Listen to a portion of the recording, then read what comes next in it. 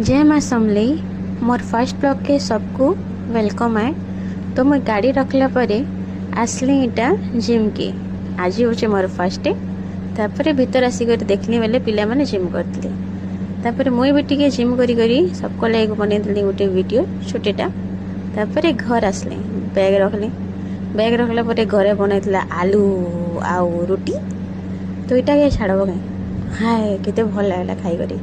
तापर शुइली मुई कूलर चालू करी करी केते मजा नहीं। तापर शुई उठला पर देखनी बेले घरे बनाई चिकेन संडे रो मजा और काना। तापर खाली मुई चिकेन भात खाई सारा पर बाहर के आसिक टिके देखसी बेले देखुछे बेले बहुत टे खरा पूरा केते नहीं केते देखुछे मेघ केते भल दिशे नहीं लगुच आज संध्यारे वर्षा हे। Thanks for watching. Please like and subscribe.